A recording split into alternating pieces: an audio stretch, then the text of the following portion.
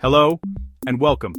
I want you to think about a story you were probably told in school, a story about a vast, untamed wilderness, a quiet and empty land waiting to be discovered. This idea of a pristine, untouched America before Columbus is a powerful myth, but it's just that, a myth.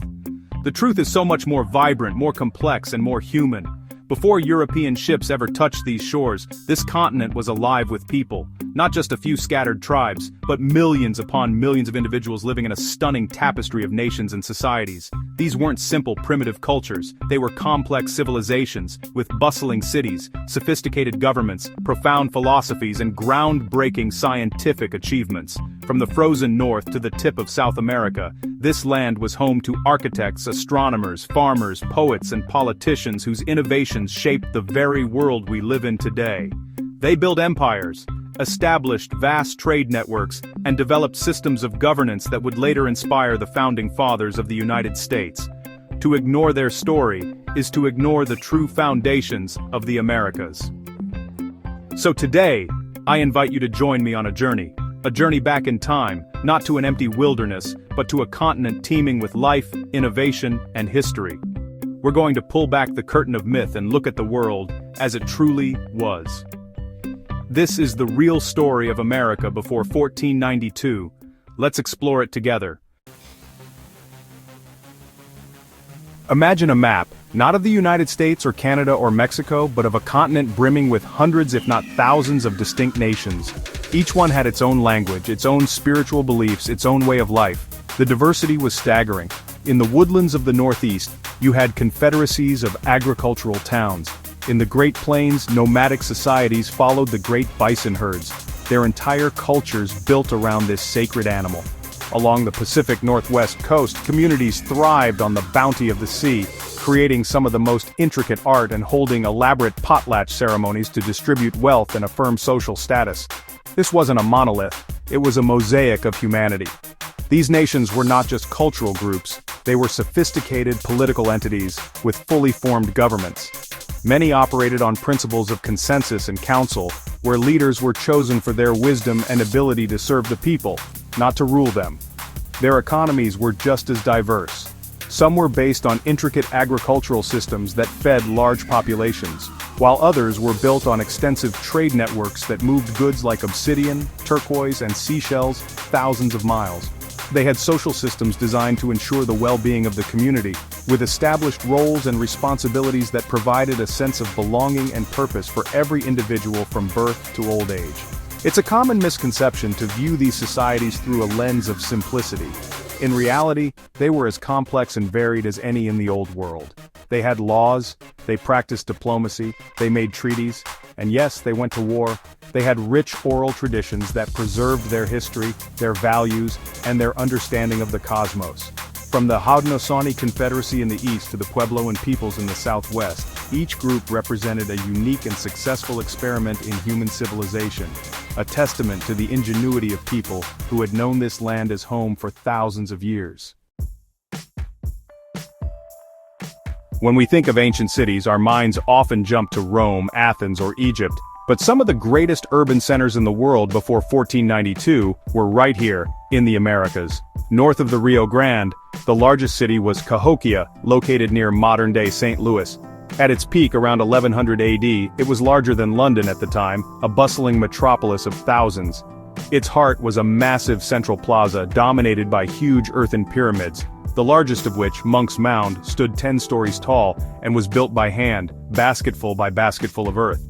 This was a center for politics, religion, and trade that influenced the entire Mississippi River Valley. Further south, the Maya civilization created a network of incredible city-states in the jungles of Mexico and Central America. Cities like Tikal, Palenque, and Chichen Itza were architectural marvels, famous for their towering stone pyramids, intricate palaces, and astronomical observatories.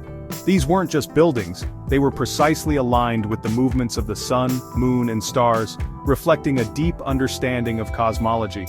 Their city planning included causeways, reservoirs, and ball courts for a sacred game that was part ritual, part sport.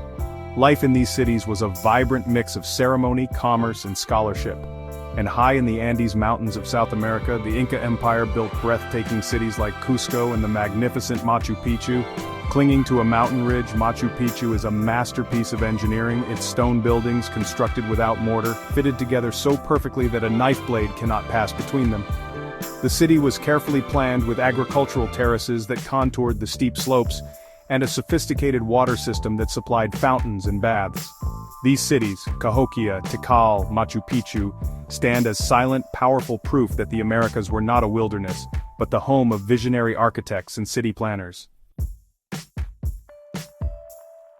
The world we live in today owes a tremendous debt to the scientific ingenuity of the first peoples of the Americas. Perhaps their most world-changing innovation was in agriculture. Think about the food you eat every day: corn, potatoes, tomatoes, chocolate, vanilla, beans, squash. None of these existed outside of the Americas before 1492. Indigenous farmers were brilliant botanists who, over thousands of years, patiently domesticated wild plants, transforming them into the staple crops that now feed billions of people globally. This wasn't accidental, it was a science, a deep understanding of genetics and cultivation passed down through generations. Their agricultural techniques were just as innovative. In the Andes, they built terraced farms that turned steep mountainsides into productive gardens.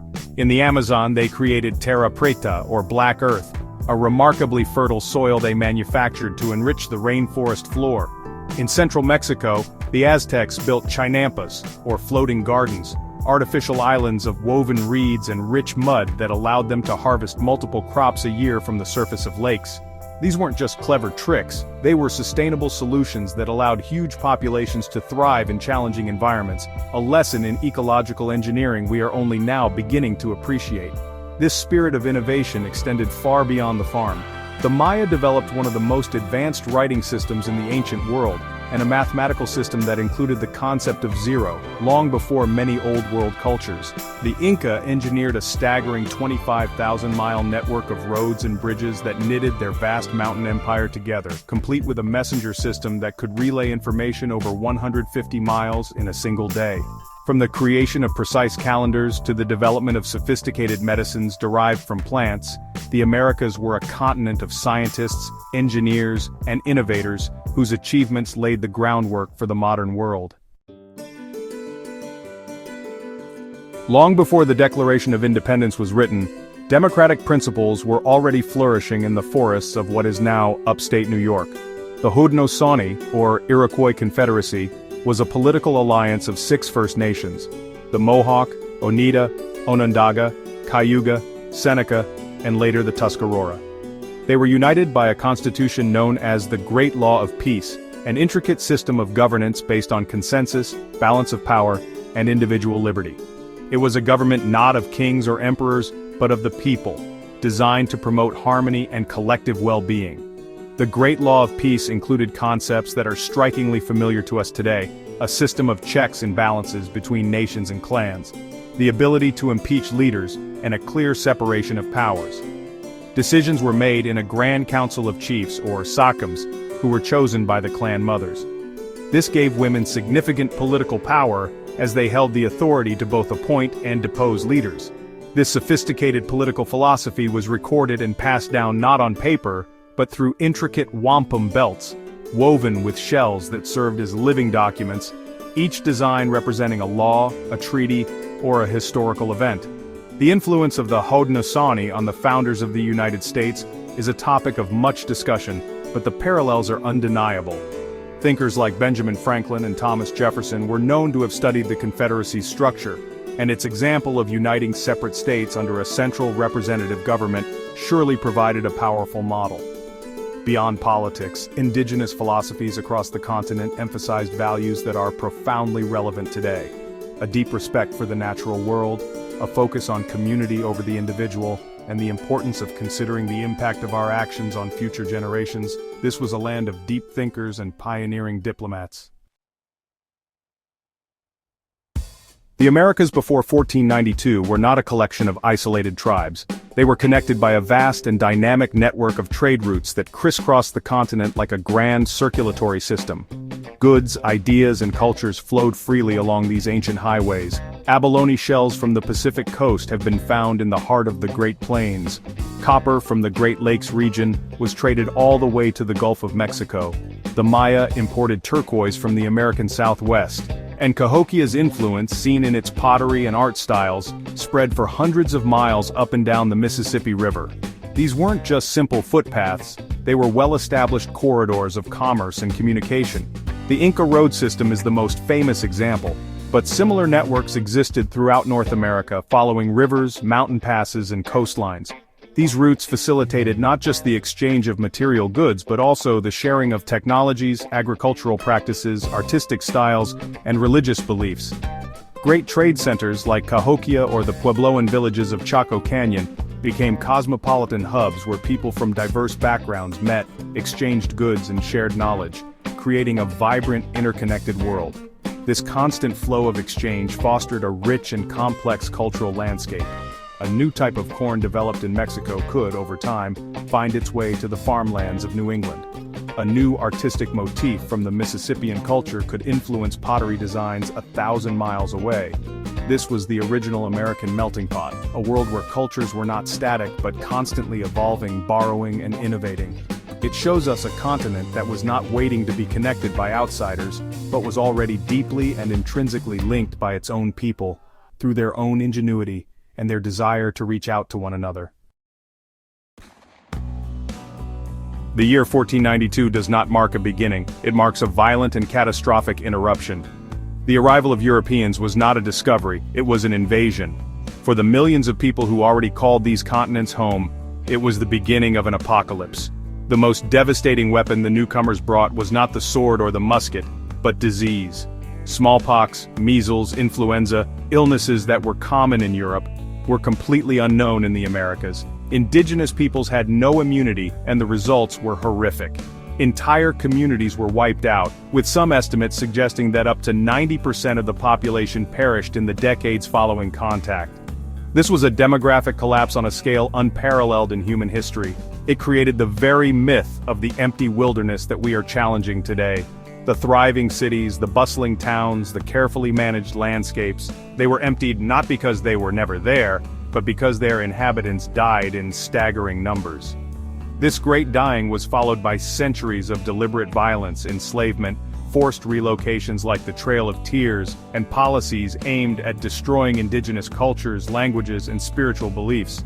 The story of what happened after 1492 is a brutal and heartbreaking one. But it is also a story of incredible resilience. Despite the unimaginable loss and the relentless pressure to assimilate, indigenous cultures did not vanish. They fought back, they adapted, and they survived. They have kept their languages alive, protected their sacred traditions, and continued to fight for their rights and their land. The story did not end in 1492.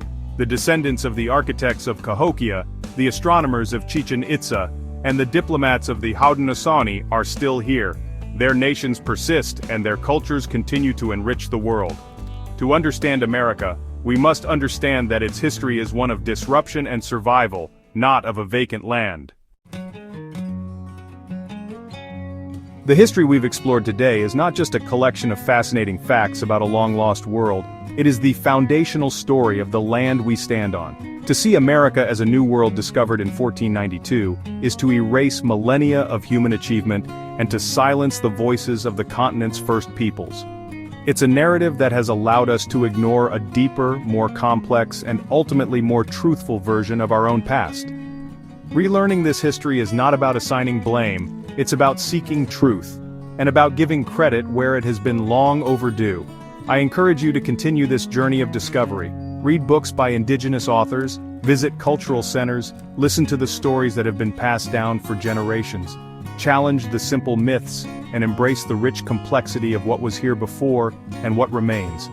By understanding the world that existed before 1492, we can better understand the world we live in now, and we can begin to build a future based on respect, recognition, and a more complete picture of our shared history. It's a story that enriches us all. Because the real history of America didn't start with Columbus, it started with the people who were already here, and who still are. Their legacy is written on the land, in the crops that feed us, and in the democratic ideals we hold dear. It's a story that is still unfolding, and one that we all have a responsibility to know and to honor. Thank you for joining me.